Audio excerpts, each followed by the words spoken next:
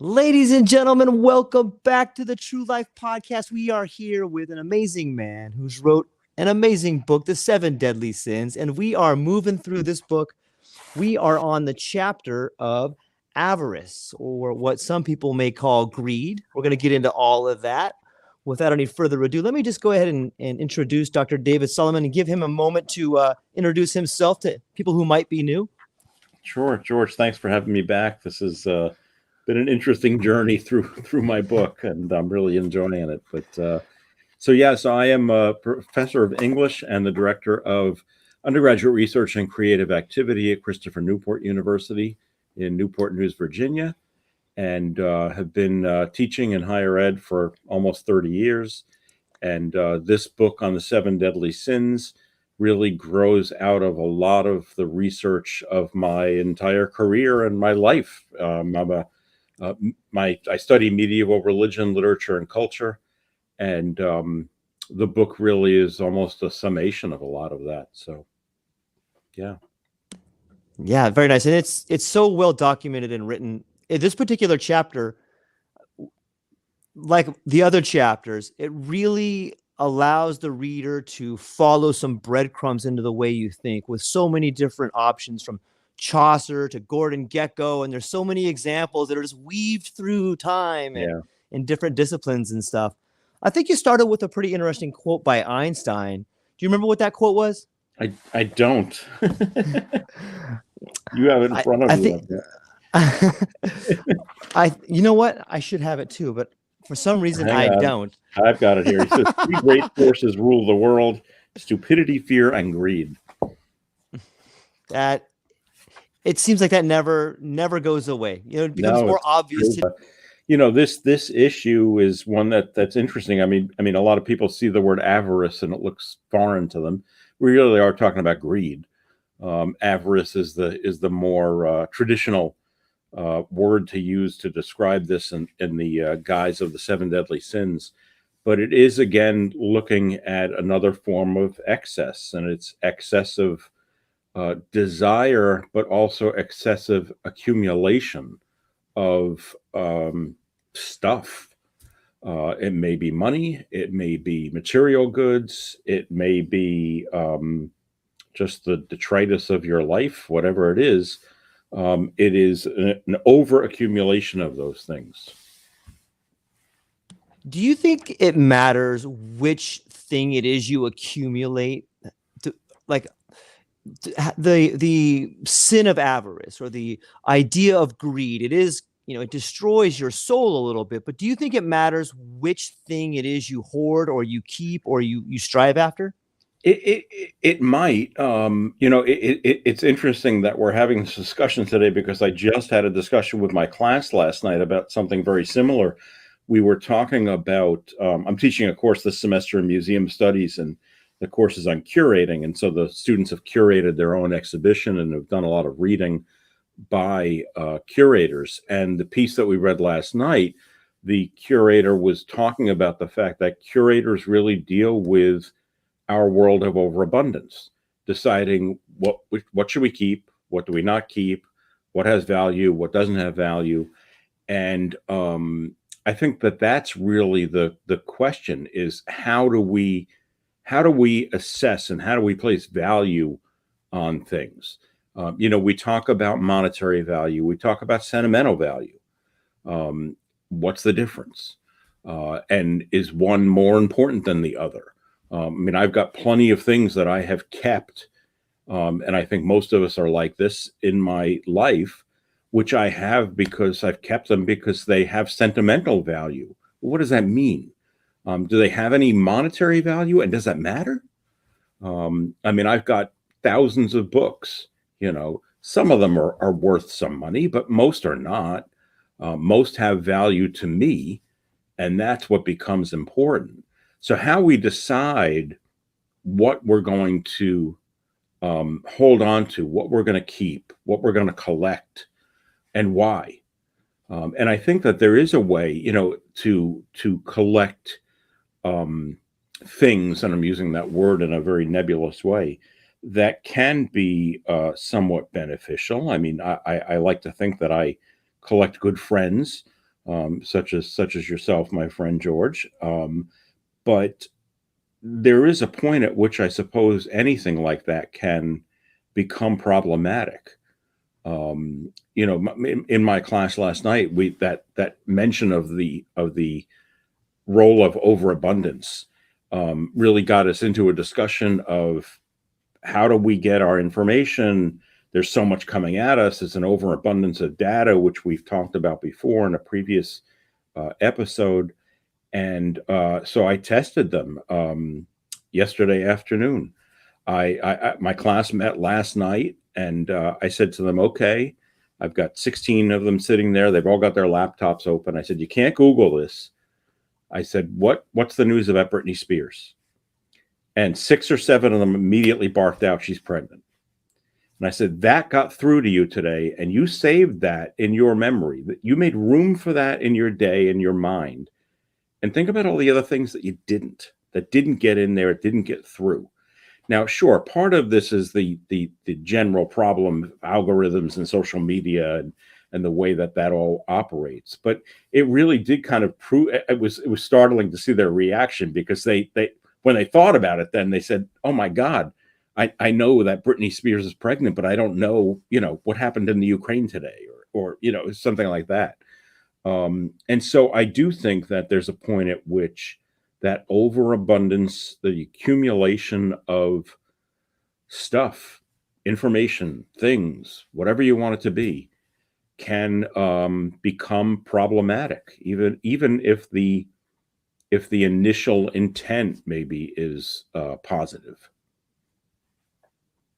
Yeah, I agree. It speaks volumes too to what information is worth to some people. Like, it seems to me that, oh, well, this information is good, I should have this information, but this other information is not.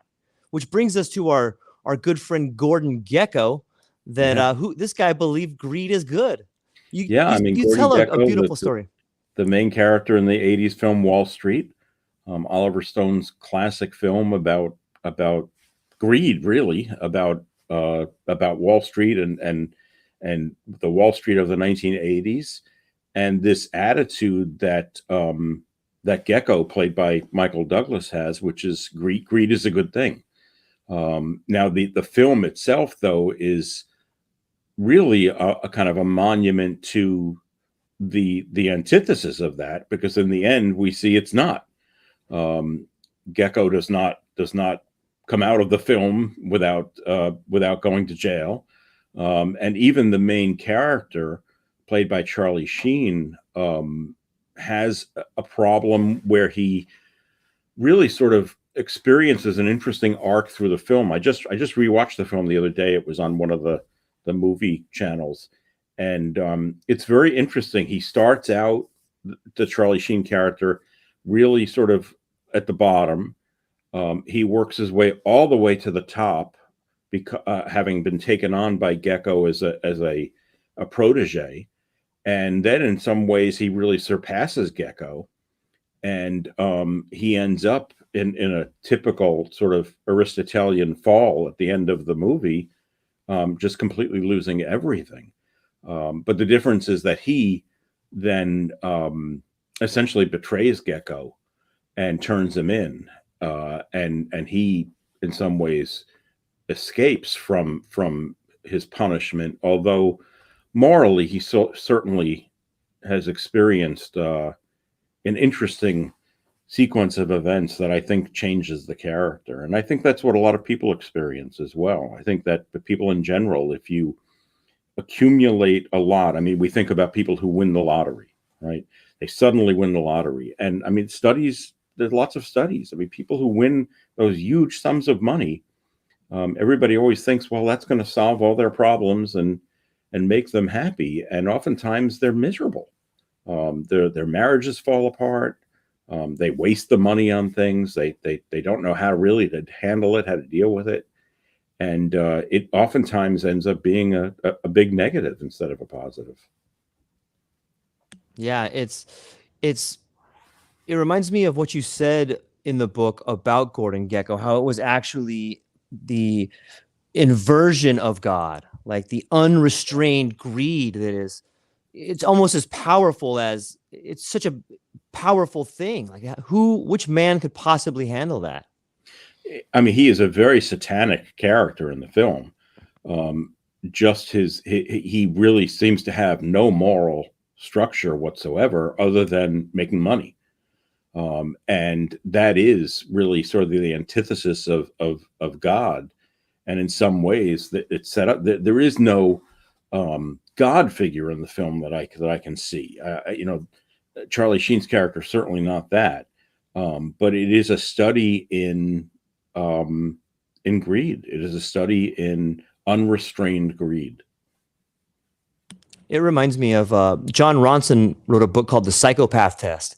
And in that book, it's so fascinating to read this, 21 question quiz that he put out. And it's, I don't know if it's magic or if it's tragic that the majority of people in positions of authority seem to score perfect on that test, perfect meaning they're a psychopath. Yeah. And it's these people, it seems to be, I don't know if it's the people that gravitate towards those positions or if it's the actual position and that which comes with it that allows for the degradation of empathy and morality. Yeah, which came first, chicken or the egg, right? It's hard to tell. I think that there are some people who certainly have personalities that are predisposed to that, and that may be the driving factor. It will be interesting to look at Jung's personality types and see how that all falls out there, which would be telling. But I do think that there are certain things to people's personalities that lend them towards this kind of behavior, and really all of the sins, more so than others. I mean, certainly there are situations of possibility and of convenience where things happen, but in most cases, these are somewhat premeditated, I would think. Yeah, I was going to ask you, it reminds me, do you think that greed in the American sense is different than greed in other parts of the world? I think that, we do have an interesting history in this country. And it is the close affiliation of American democracy with capitalism, right from the beginning. And so I think in this chapter, I think I mentioned and quote de Tocqueville, who mentions, what he sees in America, which is basically this kind of unrestrained greed, that we are a people that really operate that way. And so some of it is cultural, to be sure. Certainly in other parts of the world, you don't see this as strong as a trait in people, and people are much more philanthropic and empathetic. It does seem to be, I don't want to say it's uniquely American, but it certainly does seem to be an American trait. Yeah, I just wanted to read this piece that you put in by Tocqueville that it just really sums it up. A taste for material well-being. He's talking about on the greed of Americans, or on the personality of Americans when he came to see. A taste for material well-being which makes them perpetually unhappy with what they have in the quest for what they do not yet possess. How true it's no more true then than it is today. It's just so in your face. It blows my mind a little bit. It's that sense, and I think de Tocqueville saw it, that Americans are never sort of happy, right? It's always about, I want more. I want more, I want more, I want more. And that is something which has led us to, and I talk about this in the chapter on gluttony, being an obese society, and certainly as we have entered the 21st century, being increasingly a society that is really economically, socially polarized when it comes to the haves and the have-nots, right? The whole 1% idea. And that is probably more evident today than it ever has been before. Even if we go back to the late 19th century with the age of Carnegie and people like that, to look at the way that they gained their wealth, made their wealth, and then what they did with it is quite different from what most people do today. I mean, the fact that you can go around this country and identify libraries that are Carnegie libraries because they were built with Andrew Carnegie's money. And, you know, I taught for years at Russell Sage College in upstate New York, and Russell Sage was a big railroad guy in the late 19th century, made his fortune on the railroads, as many of these early folks did. And by all accounts, was a very unpleasant human being. And his wife, Mrs. Sage, the apocryphal story is when he died, he left her all of his wealth. And for a while, she was actually the wealthiest woman in the world, the country, excuse me, Margaret Olivia Slocum Sage. And the apocryphal story is that he hated the idea of educating women, so she founded a women's college in his name. May be true, may not be true, but it's a good story. But we do know that he was very unpleasant. I mean, when she died, she wasn't even buried near him. They're buried in different cemeteries. She didn't want to be close to him. But you could go around the country and see, as a colleague of mine has done on occasion, and be in different cities in this country, and you will find occasionally you'll walk into a park, and there'll be a plaque that it was, you know, the money to build this park was donated by Margaret Olivia Slocum Sage. I mean, she was the wealthiest person in America for a while, and she gave it all away. We don't see that as often today, although this recent philanthropic project that people like Warren Buffett and Bill Gates have signed on to is, I think, an effort to replicate that. Yeah, I hope so. Sometimes the cynic in me says, wow, what a great way to write out, not have to pay taxes. When you take your money and you put it into a foundation, and then that foundation starts making money. Yeah. You know, I hate becoming too cynical like that. It's way better to, you know, believe in what someone tells you until you otherwise have evidence against that. And so all of the great institutions in this country are the result of philanthropic activity. I mean, look at the Smithsonian Institution and James Smithson. I mean, it's all of these big institutions, we only have them because very wealthy people gave money in order to make them happen. And so, you know, we've always had this sort of love-hate relationship with those who are sort of obscenely wealthy. Because it's so different from most of us that we can't comprehend it. And by the same token, without them, we wouldn't have public libraries in this country. Yeah, it's in some ways, it seems to me that giving is the only antidote to greed. And people who really have a lot of money probably at some point in time come to see money as a total different entity than someone like you or I or the majority of people. And I can't imagine the family members that come out of the woodworks or the people around you no longer being friends, but being people that want something. It would change you as a person, right? Well, yeah, and it would make you start to doubt their motives, right? Which is really just sort of horrible. But I mean, you could see how people would do that. But I mean, you're right. I mean, and you know, if I can go back to the Middle Ages for a moment, you know, somebody like Augustine, he argued that really the sin that was committed in the Garden of Evil was what he called cupiditas. Cupiditas was basically a love of things that can be lost.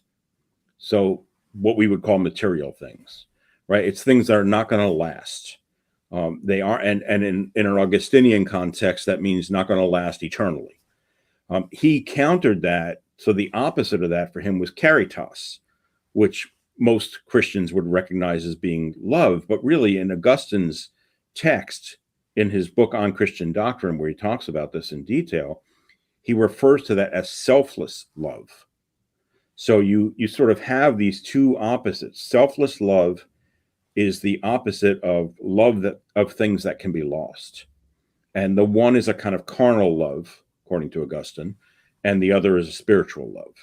And of course, he is in favor of embracing the spiritual love, the caritas, selfless love. And I think that, that is where the giving comes from.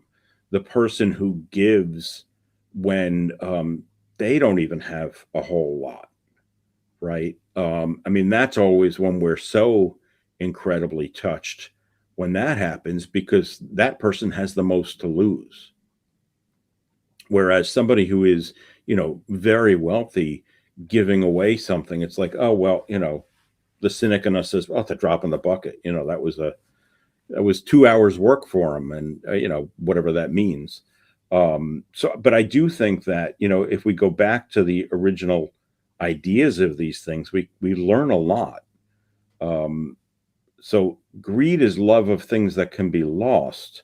They're not going to last. And in some sense, I was thinking about this as I was preparing for our talk today. And we've mentioned and talked a lot about the Ten Commandments as sort of a code for Western society and the basic building blocks of Western jurisprudence. And of course, one of the Ten Commandments is thou shalt not covet what thy neighbor has, right? And I thought, I was like, wait a minute, what's the difference in coveting and greed? And so I went to the Oxford English Dictionary, my go-to for these kinds of things. And the word covet means to desire eagerly.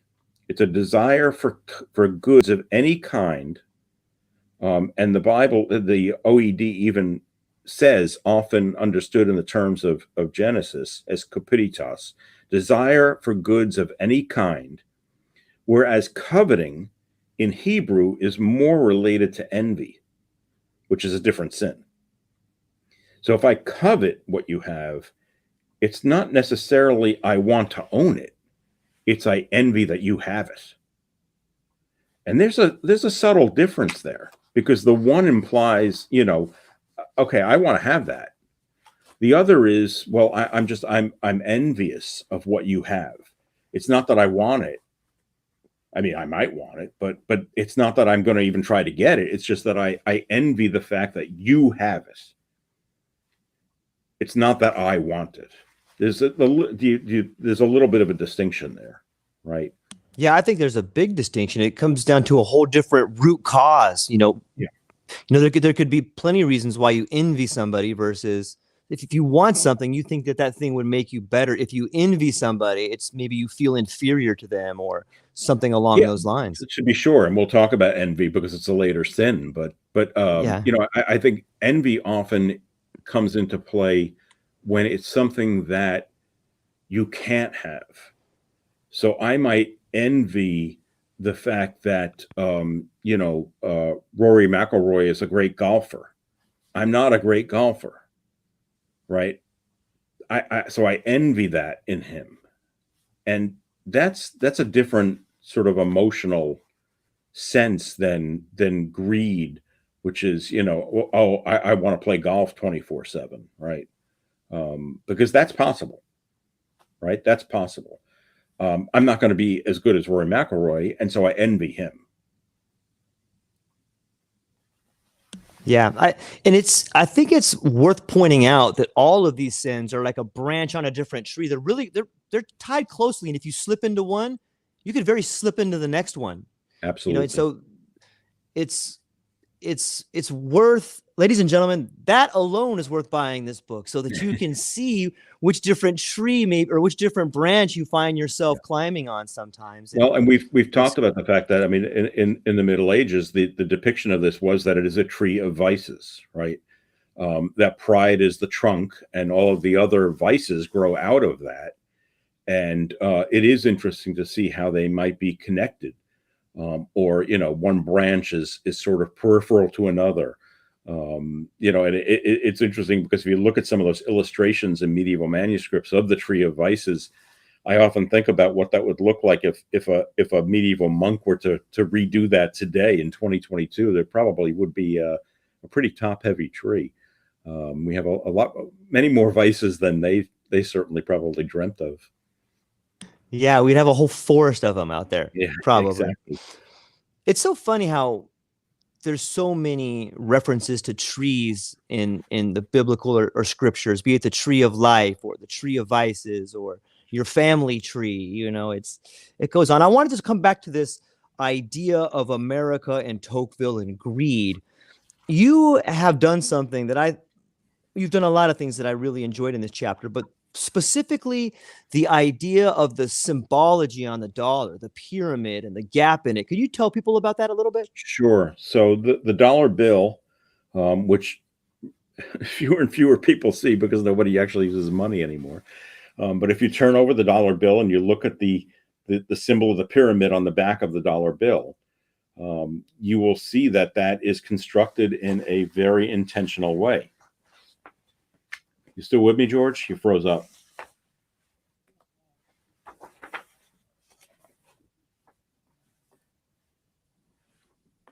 You there?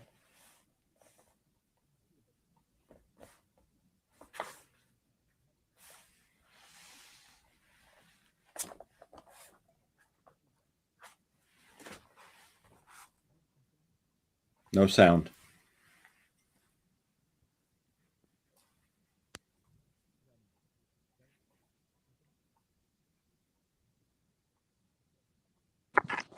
Oh, How about now? There you are. Okay, nice. Yeah. Nice. Much better. Get to see we left off the headphoneless George. Yes. So yes, much better. The symbols on the back of the dollar bill. I mean, the dollar bill was designed by a guy named Charles Thomson in 1782. That seal, the Great Seal of the United States, and it is a pyramid of 13 levels, supposedly the 13 colonies, that leads up to the Eye of Providence, which is basically the eye of God. And the pyramid was said to be a symbol of American strength and durability. But the pyramid doesn't actually reach all the way to the eye. There's a gap between the top, the penultimate level and the eye. And the idea is that is where we have to make that leap of faith. So this idea that reason is going to get you everywhere. In the book, I go through this in greater detail. That really the first levels are about reason and the age of reason. There's a lot of numerological significance in the numbers there, 13 and 21 and 1776. And then, but that last bit where you're going to make that leap to the eye of God is going to have to be a kind of a leap of faith. But the pyramid, symbolically in history, I mean, in ancient Egypt, the pyramid was a symbol of wealth and power. And here were early Americans using that on their money. And it has endured. We still have it today.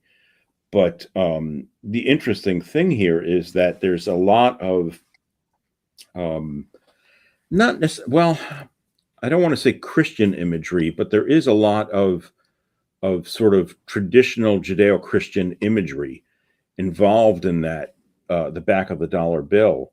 And I think what's happened over time is that we have moved away from that. We've moved away from having religion at the center of our culture, the same way that cities, as they moved forward in history, moved away from, in the Middle Ages, the cathedral was at the center, right? Now the center of most big cities are financial centers. And so we've almost built that monument to greed and made that the center of our cities. We're no longer, as I say, is it a cathedral that's at the center? But it is problematic, to be sure. And I don't know what the solution to it is. I mean, these are basically monuments to Mammon, right? To greed and wealth, and we seem to worship it. Yeah, it seems like that gap between the pyramid and the eye has just grown so far. Yeah. I heard an interesting quote from Joseph Campbell one time that says you can actually see the idea of God changed by going to one of these ancient cities where it used to be the castle was the center and people worship that, and then the church or the cathedral, and now we're over here to this, the financial towers of London or whatever it is. It's I mean, crazy to think about. and it's absolutely right. I mean, and you see it more, of course, if you go to cities in Europe and Central Asia, which are older than cities in the U.S. But you're right. I mean, if you go to someplace like London, where in its day, yes, you're right. I mean, the castle of the king was the center of everything, and then eventually it became the church, the cathedral was the center of everything, and now it is the financial heart of the country, and financial and political, right? So maybe we just need to build a huge library in front of every city now, make it the biggest tower there, and people will worship books. Well, it's always interesting to look at what the tallest structure is in a given city, right? I think it tells you a lot about what people are valuing. I mean, for the longest time, of course, I mean, the World Trade Center was not only the tallest structure in New York City, but one of the tallest structures in the world, right? And what was that place? What was the World Trade Center? It was a trade center. It was all about commerce.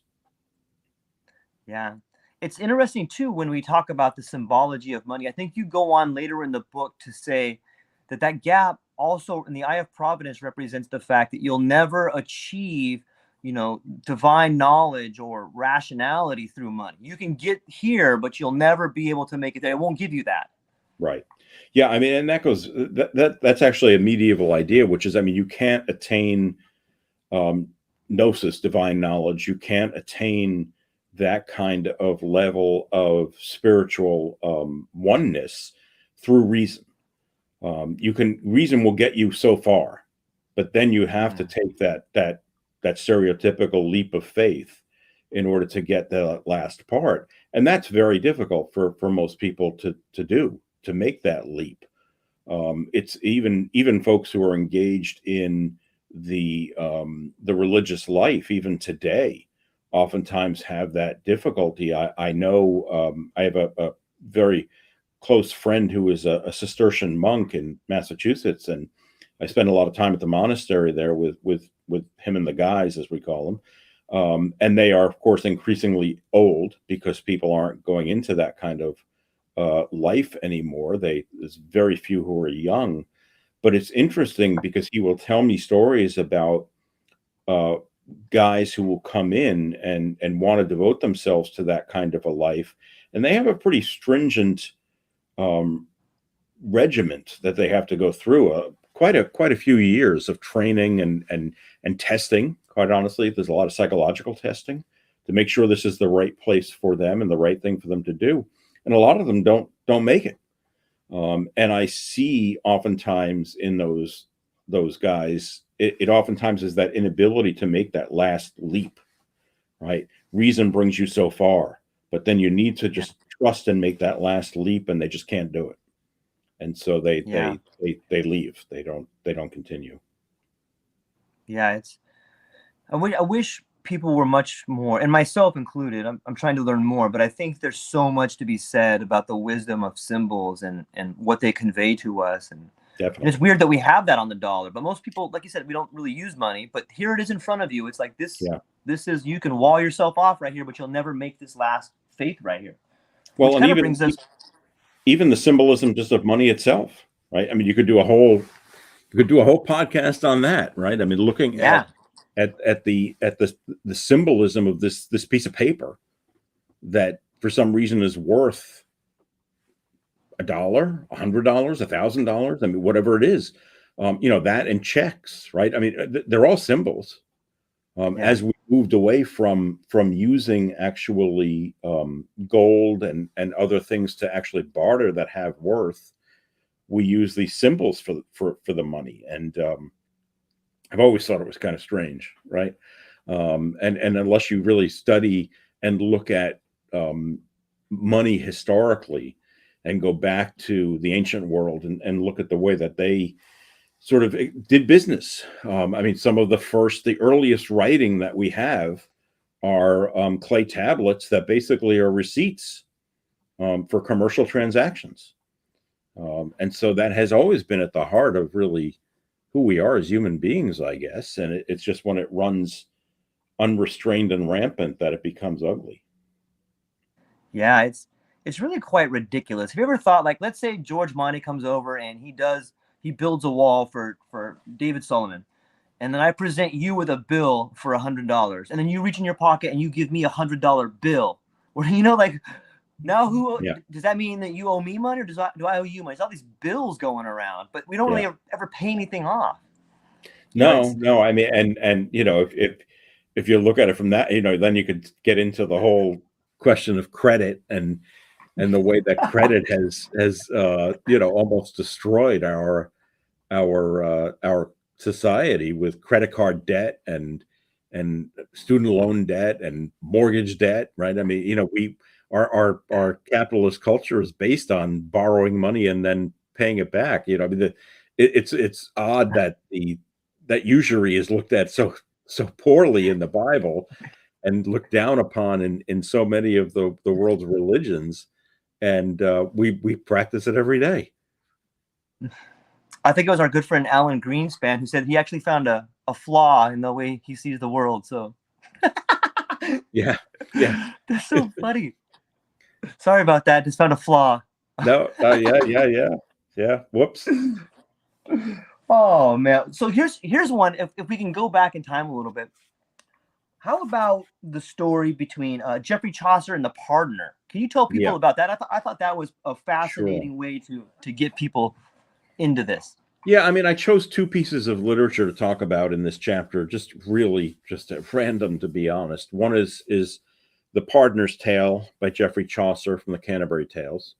And briefly, the pardoner who tells this tale, he is by profession, he's a professional pardoner. He goes around in the countryside and for money, he will pardon you of your sins. He is completely corrupt. He makes no bones about that. The fact that he is corrupt. He really has no authority to be doing this. He carries with him supposed relics that he will sell you. I think he says he has a piece of the Virgin Mary's veil, and he'll sell you those, and it will then help to absolve you of your sins. Well, the Pardoner's Tale in Chaucer, the tale the pardoner tells, is a tale of three good friends who lose a friend and decide that they're going to go out and find death because he has taken their friend. Along the way, drunk out of their minds, they stumble upon this cache of I think it's gold coins, and they find this and decide that they're going to split it up. But it's the middle of the day, and they really don't have a plan for transporting this. It's very heavy, so they're going to wait. And while they wait, each one of them plots against the other to kill the other so that they can have more of the pot. And in the end, of course, all three of them die as a result of their plotting. And the pardoner's moral for his tale is, as he says, what it always is in his sermons, which is money is the root of all evil. Greed is the problem. Now, this, of course, is ironic in Chaucer because the pardoner himself is guilty of this, and he makes no effort to try to hide that. And so, I always read that tale and wondering, what is Chaucer trying to tell us here? What's he saying about greed? What's he saying about friendship? Because these three guys are supposed to be good friends. And I'm not sure I've ever been able to figure it out. The tale was adopted then in the 20th century and adapted to the film The Treasure of the Sierra Madre, which people may know with who is in that? Humphrey Bogart, is it? I think it's Bogart. I think so, yeah. And it's the same tale. The three guys are gonna make off with this money, and they end up plotting against each other to knock each other off so they can take away more money than the other guy. So none of this, and Chaucer's tale is told as as an exemplar, as with a moral. But I've always had trouble, and my students have always had trouble. How do you accept the moral from the partner when he's guilty of the very thing that he's preaching? And maybe that conundrum is sort of part of the point, is that it's difficult. What is the old phrase? People live in glass houses, shouldn't throw stones, right? And maybe it's this attitude, and Chaucer is telling us that really we shouldn't have anybody who sermonizes to us and preaches to us, because no one's perfect. Maybe that's it. I don't know. I wish I had the answer. That's why I still teach, because I don't have the answers. But the other piece of literature that I use in this chapter is a more modern example, which is Saul Bellows' novel Seize the Day, which was first published in I guess it's the late 50s, early 60s. It was Bellows' first novel. Saul Bellows, the Nobel Prize novelist, and it is a story about a young man, Tommy Wilhelm, who's down on his luck, and who goes to see his retired and very wealthy father, who was a doctor, and basically ask him for help, financial help, but also emotional help and support. And in the process, Tommy gets taken by a shyster and loses what little money he actually has left. His father essentially disowns him.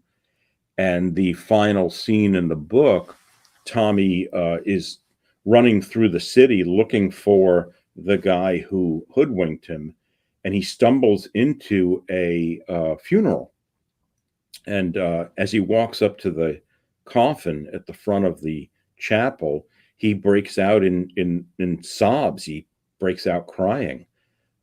He doesn't know the guy who's in the coffin, and he really is crying for himself, crying for humanity.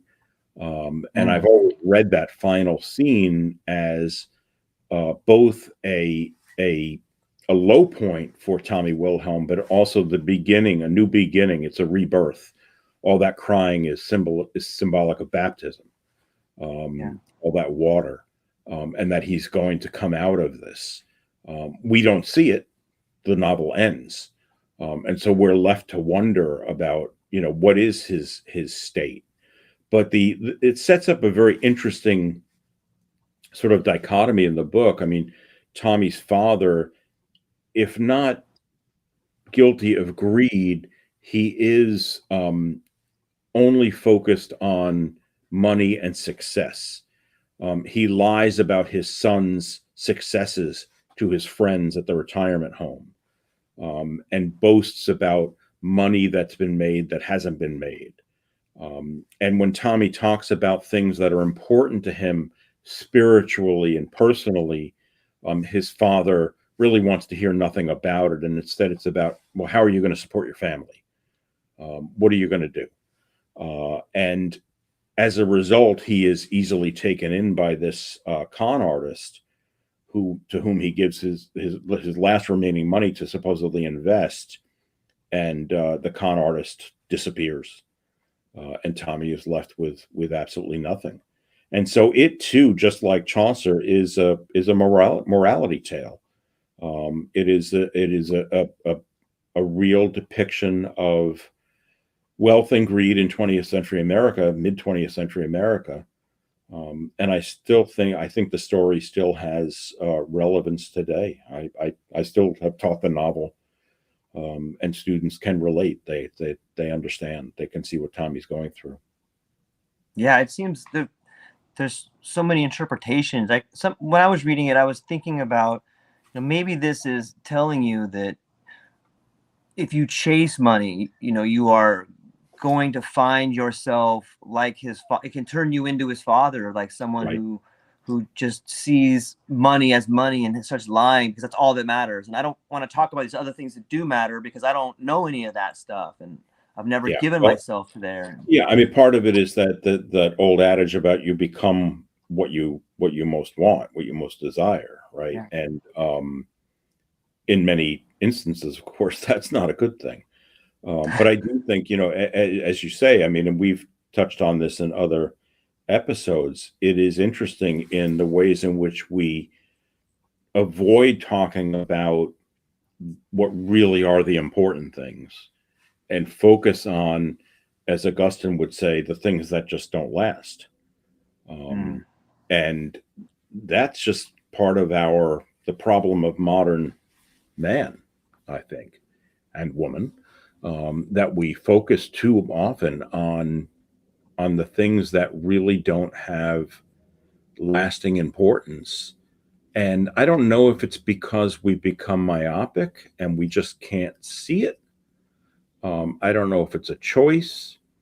I tend to think it's more a characteristic of the culture in which we live, and so it's difficult for us to separate from that. I mean, we talk all the time about work-life balance, right? Work-life balance. I mean, it's ironic. I have a book sitting on my desk here that I just got the other day, which is the Harvard Business Review Guide to Work-Life Balance, because I'm so practical.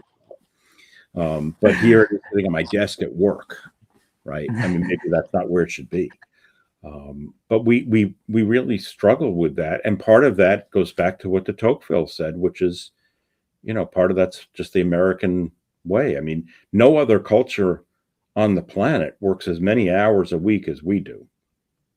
No other culture on the planet wastes and refuses to take vacation as much as Americans do. How much? I mean, I forget, there was a study several years ago about the number of vacation hours that Americans squander. We just don't use it.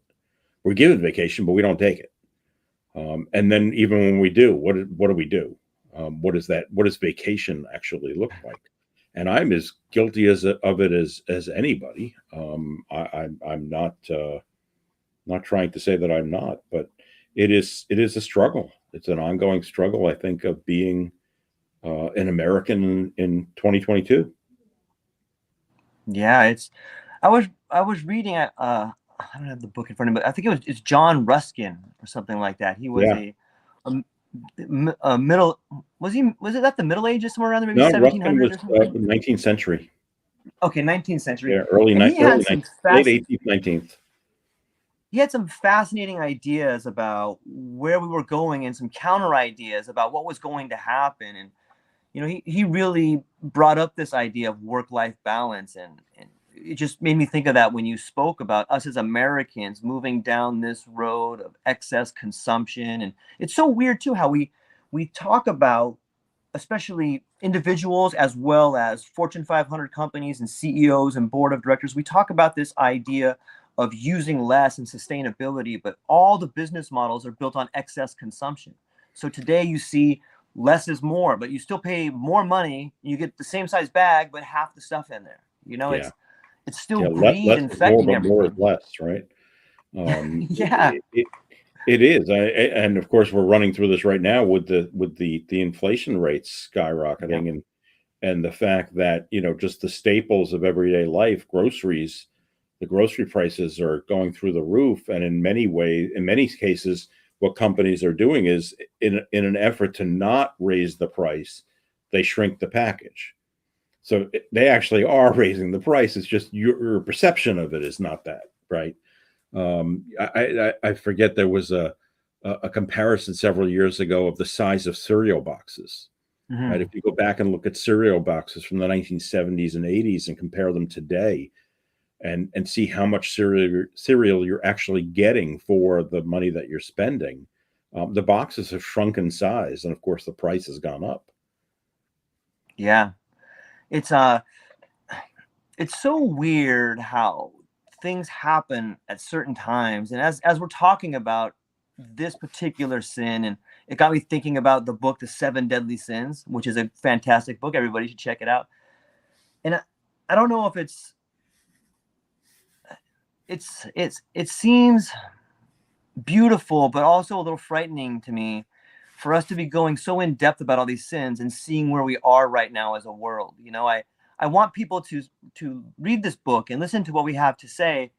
However, I can't help but think like maybe we are doing this for a reason bigger than we have any idea. There's a real opportunity that these things we're talking about are going to be needed to be talked about by society really quick. I think so. And I mean, if listeners sort of hang in there with all seven sins and we get to the conclusion, I mean, I do have some, concluding remarks and recommendations on what we need to do to sort of set ourselves on the right path. The idea that we can make these changes overnight is foolhardy because it ain't going to happen. It's like anything else with a change that's needed in culture. Culture change takes a long time. It does not happen overnight, but nevertheless, you do need to have buy-in from your audience, as it may be, that we are going to dedicate ourselves to that culture change as slow as it may take. But I mean, what's the line? Every long journey starts with a single step, right? We're not going to get anywhere unless we start.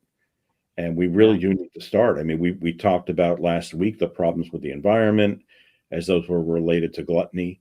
And we see it as well in this chapter on greed. I mean, the environmental effects of greed have just been mind-boggling. And just from the perspective, from the standpoint, and I get into this in the chapter and talking about the phenomenon. It really is a phenomenon to me of hoarding, right? Of people just having lots of stuff just to have stuff, and what that means. And now we've got, as is a good capitalist society, we've got people who are willing to jump in and, pay me $20 and I'll help you organize your stuff, right? The Marie Kondo organizing principle, that the Japanese woman who basically has this cottage industry now, and these companies that have popped up where they'll, you call an 800 number and they'll drive up and take away your stuff and your junk, right? You don't want this anymore, we'll come take it. But you got to pay them for it, which always seems kind of funny that you're paying somebody to take away your stuff. But it's a significant problem. This, as I said, going back to the beginning of our discussion today, it's about overabundance. We have too much. We don't know what to do with it. We don't know what to keep and what not to keep. We don't know what's of value. I mean, if you're familiar with the Marie Kondo philosophy, the idea is that you look at a thing and ask whether it, quote unquote, sparks joy, right? And if it doesn't spark joy, then you either give it away or donate it or toss it out. But a big part of that is a very obviously Eastern sort of intention of meditating and thinking about these things, to think about, well, what does that mean for something to spark joy in me?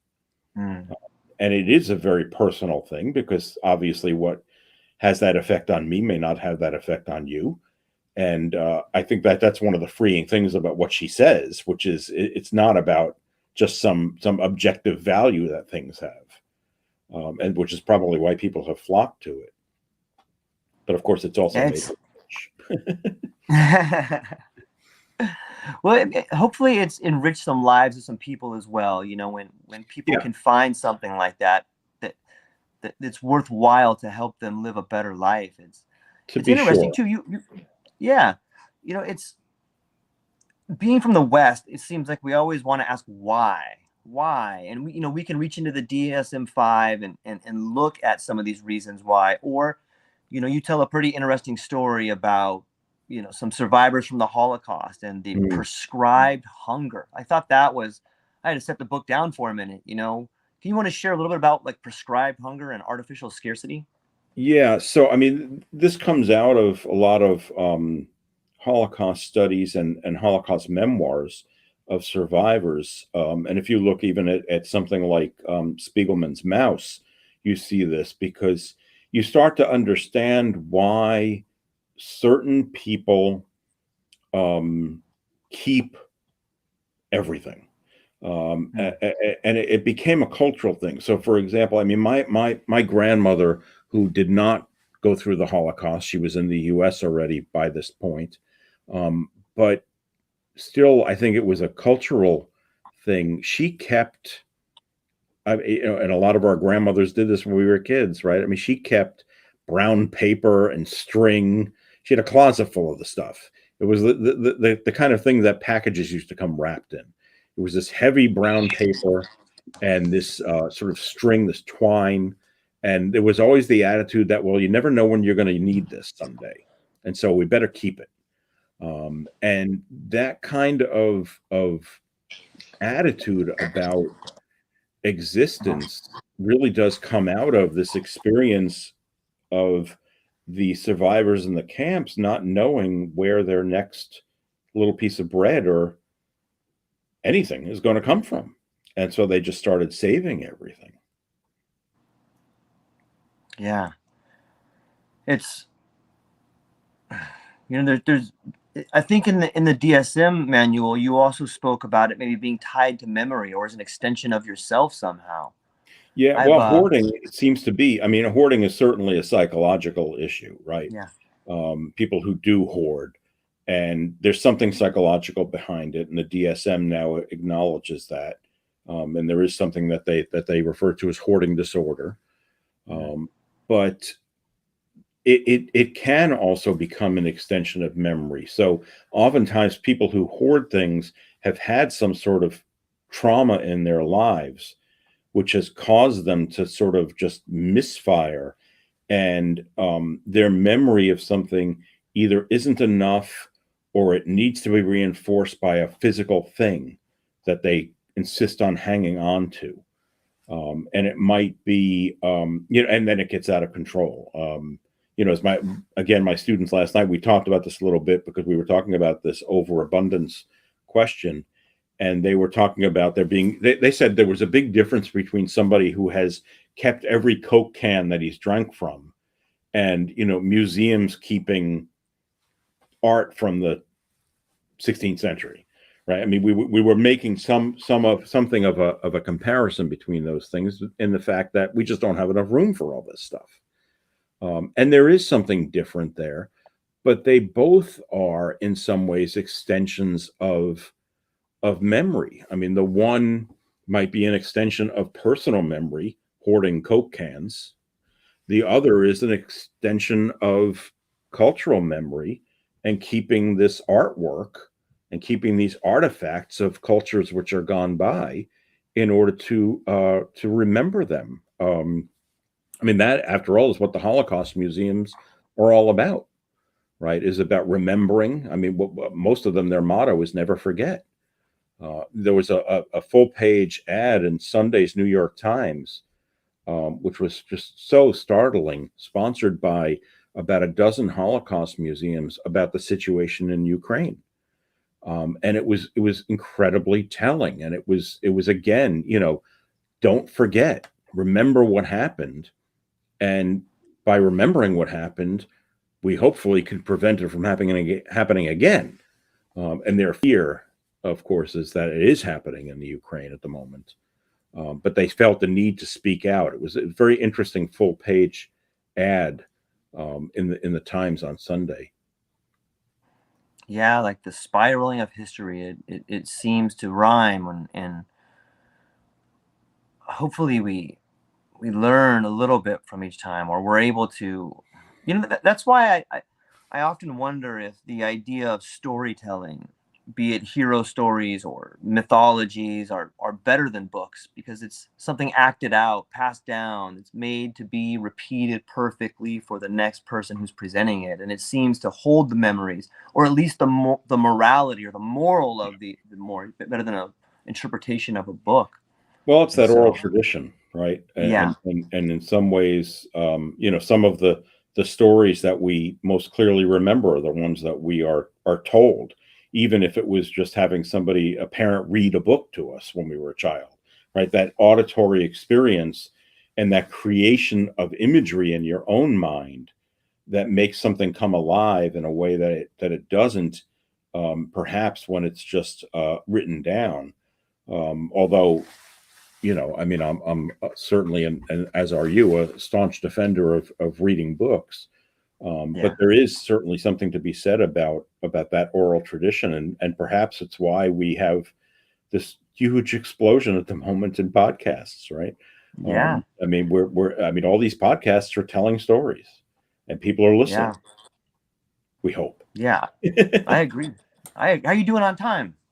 I'm good. You Yeah. good? Okay, Yep. Let's cover a little bit more then. Okay. I love Joseph Campbell. I love myths. I love storytellers. I find so much wisdom in there. And you give a great quote, kind of on the acquisition of wealth, but a quote from Joseph Campbell that you give is, "What destroys reason is passion. The principal passion in politics is greed, and that is what pulls you down." Can you dissect that a little bit? Maybe unpack that? Well, I mean, it's an age-old battle between reason and passion. It's something which is not necessarily new, but certainly, as Campbell says, the principal passion in politics is greed. It is about more, and that is really what seems to affect us the most and infect us the most. It's interesting that if you go back and read, for example, Aristotle's Politics, and read about what politics really meant in the Greek world, it is not what we talk about today when we talk about politics, and it would really be quite helpful if we could get back to some of that, away from politics being purely about power and authority, and instead being about principles of civic engagement and civic unity. We have moved far away from that. It was interesting. There was again an op-ed in Sunday's Times about this, and the author mentioned that we no longer live in an America that's divided red states and blue states, but we really are living in a world which is divided red and blue. We become polarized. And we're talking about politics. It's politically polarized, and the fear, of course, is that we're growing so far apart from each other that it's going to be very difficult to come back together again. We talk all the time in the news about bipartisanship in our country, and we don't have that anymore. We don't have anything that even looks like bipartisanship. And for many of us, the most that we can remember of it is from when we were maybe children, and maybe not even then. But this idea that people will work together for a common good, that's what Aristotle's Politics is about. That's what democracy is supposed to be about if you read about it in ancient Athens. And instead, what it's become, as Campbell says, is it's about greed. And that's what pulls us down. That's what really destroys us. Yeah, it seems like we're running from the very thing that would free us. The ability to see yourself in the other, or the ability to see how similar we are, versus comparing ourselves and coveting and thinking that if I just had more, I'd be this. But it's such a false premise, and it's such a destructive idea to think that any one thing would make you something else. Like, you make you. And I get it. I mean, I fall into the trap all the time. Like, I see people that have so much more, and then my brain is like, wow, how come they have that? And it's just this spiraling rabbit hole of nonsense that it's difficult to get out of sometimes. I think everybody finds themselves in that place, no matter where you are on the spectrum. Well, there's something somewhat unique about us as human beings, that instead of looking at the positives, we look at the negatives, right? So instead of looking at how much we have, we look at what we don't have and what you have that I want. It's a curious thing. It's a curious thing about not being, and I don't want to go down the rabbit hole, but it is partially about not being grateful for what one has, and not appreciating that and focusing on that instead of focusing on what you don't have. And again, to go back to just the fundamental split between East and West. I mean, there's an Eastern philosophical approach versus a Western, right? Right. The four noble truths of the truth. Buddha that you write about. Absolutely. Can you share? The desire is the thing that makes us miserable, right? I mean, that's what the Buddha says. Yeah. But there is a solution, he also says.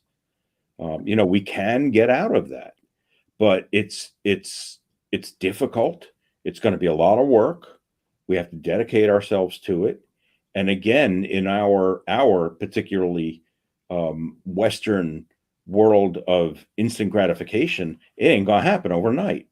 We think, oh well, I'll go on a retreat and I'll do everything I need to do for the long weekend, and I'll meditate, and I'll get a mud bath and a massage, and everything will be fine. And that's just not the way it works. This is a lifelong pursuit. And again, following from what Jung says, it's that long journey to individuation.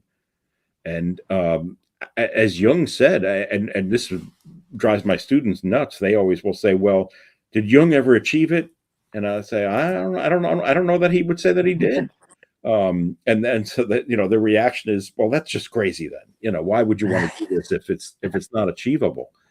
And I think that it aligns in many ways with the medieval mystical idea that you cannot achieve that level of spiritual existence in this life, that it is to come in the next life, that you work towards that, and you can get as close as you can to it. I mean, that's what mysticism is all about. What is mystical is hidden.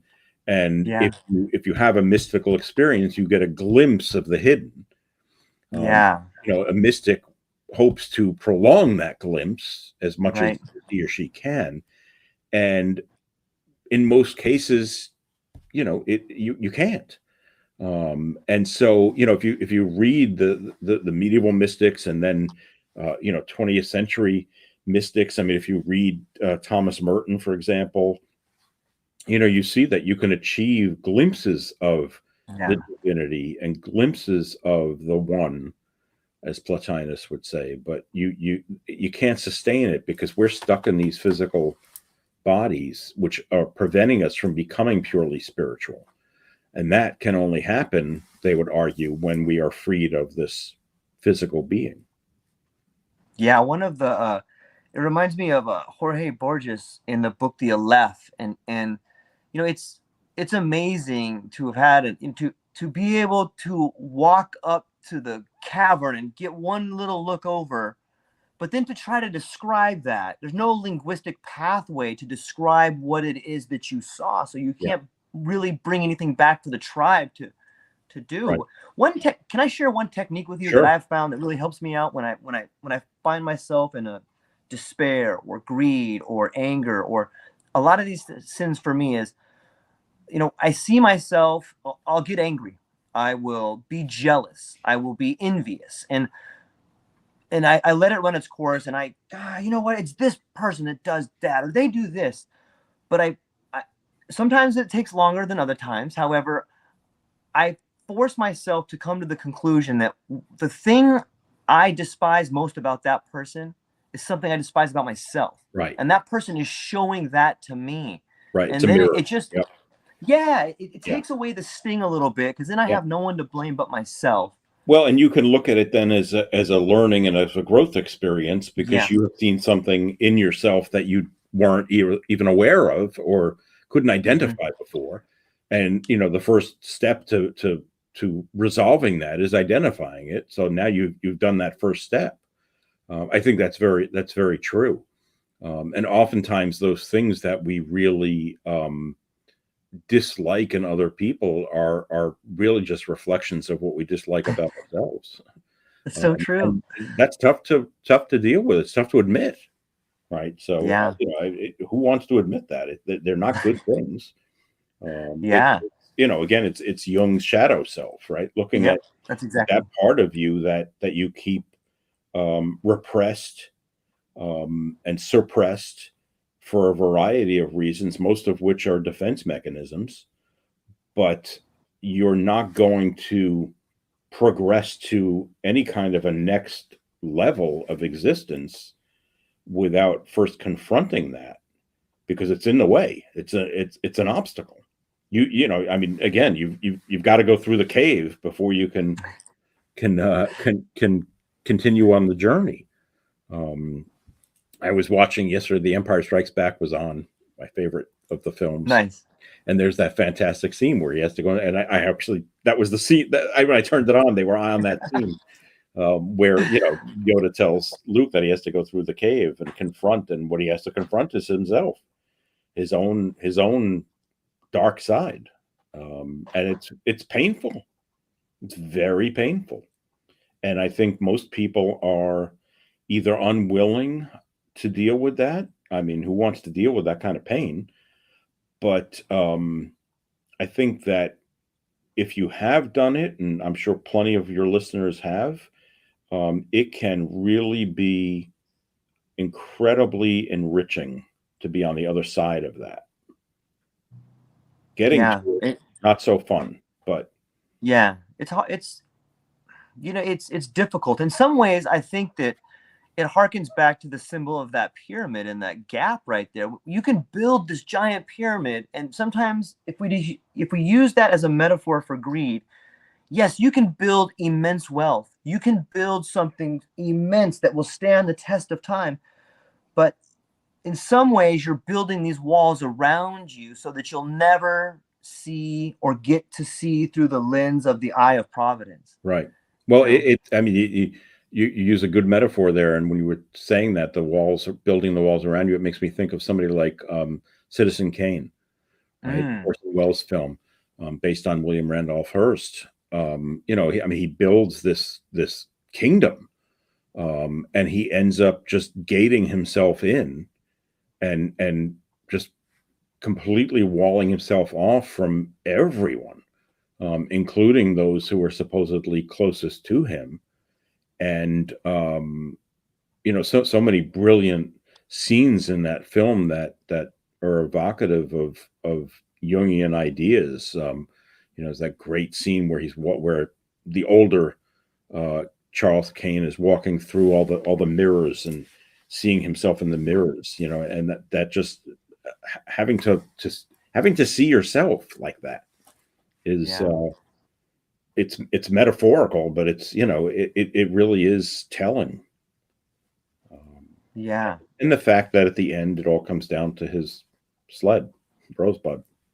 Not to give it away to anybody who hasn't seen it, but if you haven't, you must go see it because it is a brilliant film. But it shows, and I think, you know, in talking about when you see things in other people, you know, I think we all have ways of processing and dealing with that. And, you know, I think about the things that I use for that. I mean, I have a couple of things sitting around my desk here, which I use when, you know, if things are incredibly difficult or stressful, I will go to those things because they hold particular memories, or they are connected for me with some kind of a meditation technique. And it's important to have those, I think. It is important to have those. I mean, if you know, I mean, the Buddhist monk would say, well, you have that, it's in your mind, you don't need anything physical. You know, and maybe this is my compromise as a Westerner of, you know, well, you know, I just need these couple of things to hang on to because they are the triggers for me that will bring me to that spot. And it's interesting because for me, they are all either tactile or through smell. And smell is supposed to be our best trigger for memory. Yeah, absolutely. See, that brings me back to the idea of a living language. You know, you can say that seeing yourself in the other is a form of communication. You could say that having some sort of token or a sense of smell. And I think if people pay attention, I think that our circle tends to be pretty big readers and enjoy learning.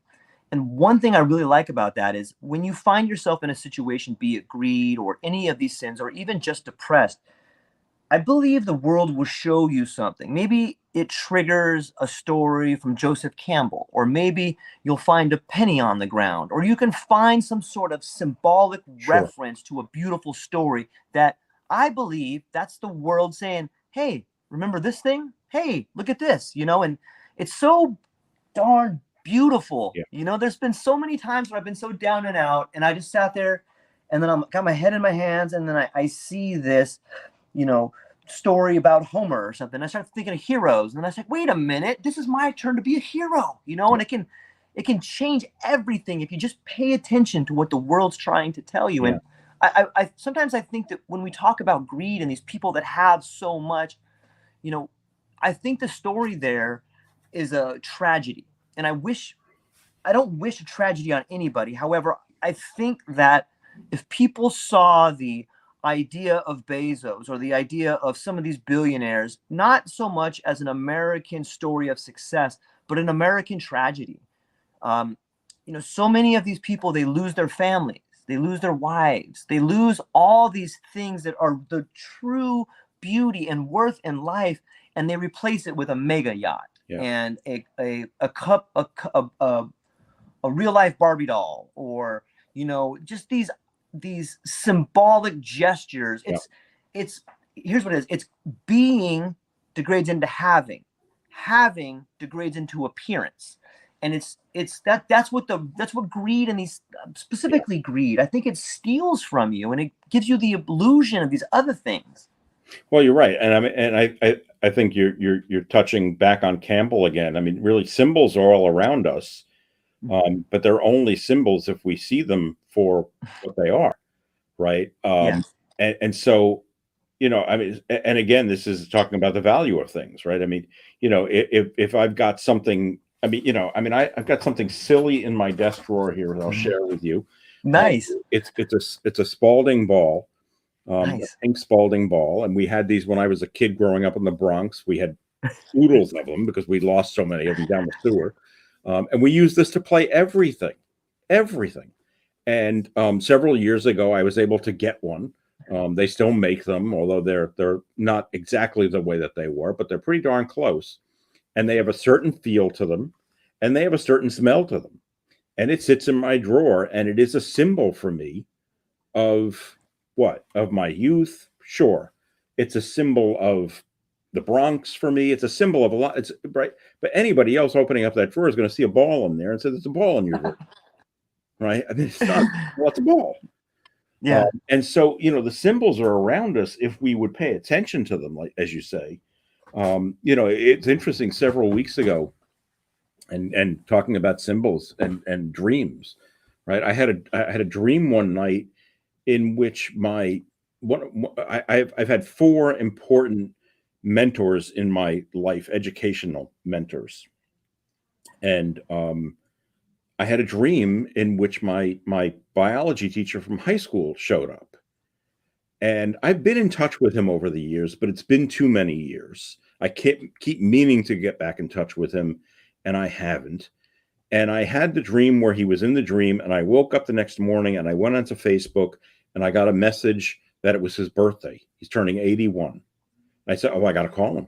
I mean, here, talk about symbols. I mean, here's a message. And so I got back in touch with him, and we talked for about a half hour, 45 minutes by phone. It was wonderful, and we're going to talk some more. But it's about paying attention to the things that pop up like that and ascribing meaning to them, which on the surface may not always be obvious. Maybe we need to work a little bit to figure out, well, what does that mean? Why did that happen?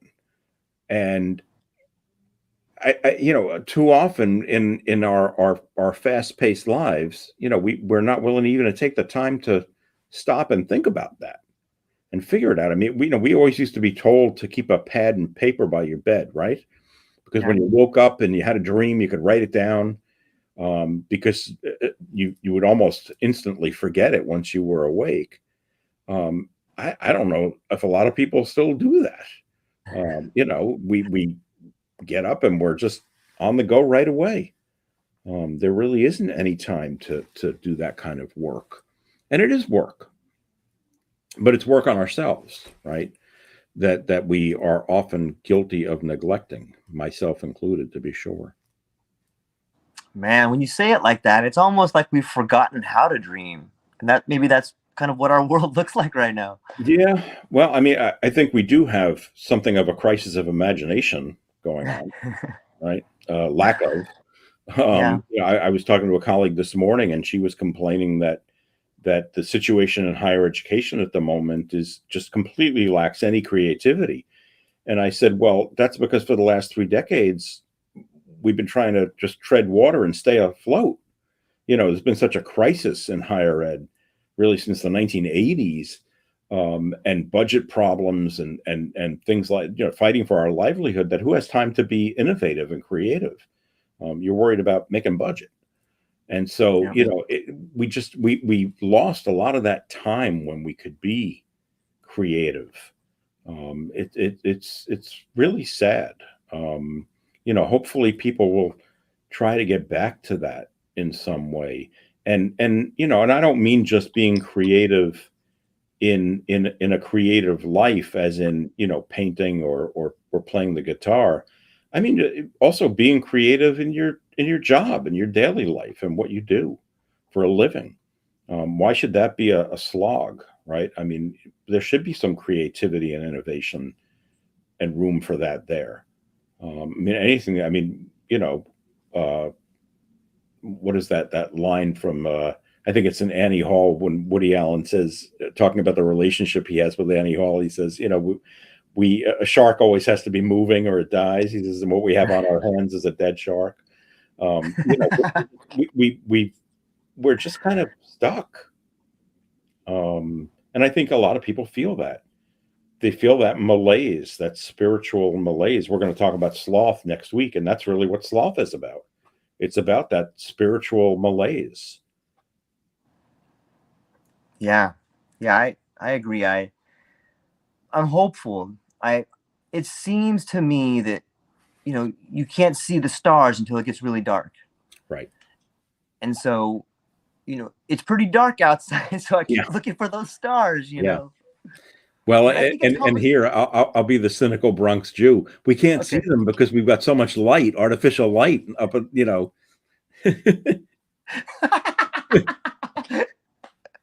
You are the Bronx. Yes, I am. Thank you for that. The voice of reason somehow, Well, I don't know about that. Oh, man.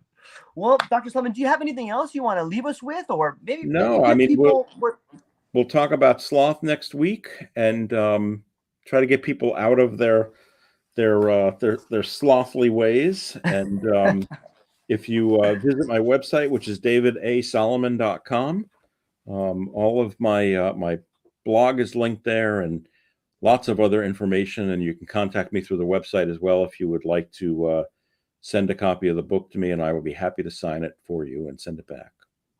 What is the next blog article going to be about? Can you give us a little hint? I think I'm going to write about this overabundance of just data and input, and our inability to be able to decide what do I need to listen to what's important. And hopefully, that I don't come out of the day with the only thing that I learned being that Britney Spears is pregnant. And congratulations, Brittany, but not the most important thing in the world to everybody. It is to you, I'm sure, but yeah. Well, fantastic. I have a great time talking to you, and I just want to tell everybody the book is called The 7 Deadly Sins. Check it out. It's one of the books you can read over and over, and it creates a new pathway for you to go down. And there's so many, like I said, there's so many breadcrumbs from so many different books from different times. It's a fun read, and it's an enjoyable read, and I hope everybody takes the opportunity to get it. And we will be back next week, ladies and gentlemen. Have a great afternoon, and we'll talk to you soon. Aloha. Thanks, George. Thank you.